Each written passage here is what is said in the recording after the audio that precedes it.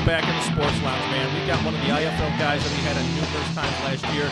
He's got a brand new season coming down. Big match on 4/4/08 on the IFL HD net. His name is Bart Palaszewski. How you doing, Bart? I'm great. How you doing? Good, sir. I mean, last year you only had three. You only have had in your career in the IFL really 3 major losses. The rest of them have all been W's. You're one of the most accomplished fighters at your weight class in any category, and you are in the IFL, not the UFC fighting. It's pretty impressive to see how the IFL keeps you there. I don't know. I do like it. I kind of made home with the IFL, so I'm going to stick around for a while. I mean, it's kind of nice there. Now, and then what's great, too, is that you've got this great fight going on with Chris. And it's like it's like the instant pay-per-view main event. I mean, every time you guys show up, everybody wants to see the light show, and it's kind of nice to see.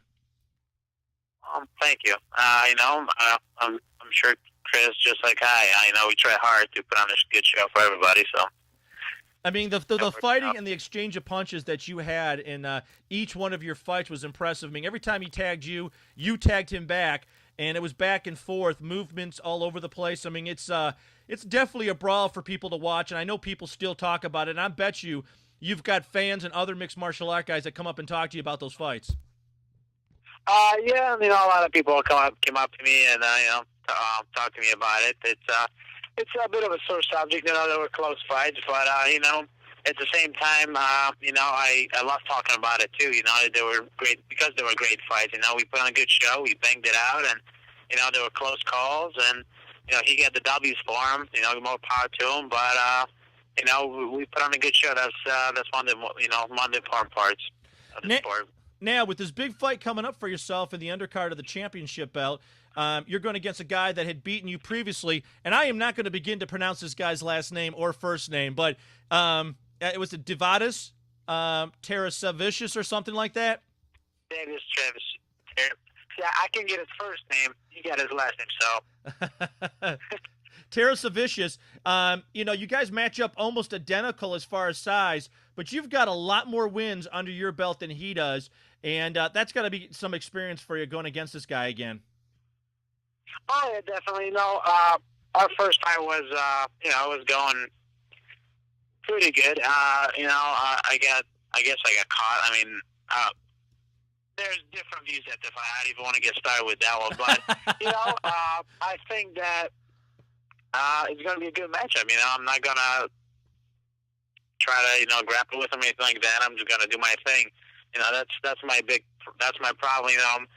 I think I'm pretty well rounded, but I always fall into people's game. It's like I knew he was a grappler and I took him down. It's like I know Chris is a stand-up guy, and I try to bang it out with him. So that's like my New Year's resolution to not fall into people's game plans, and just do my thing. What's the best for Bart. And with Davidus, I'm gonna just bang it out with him. I'm gonna stand and I'm gonna try to knock his block off.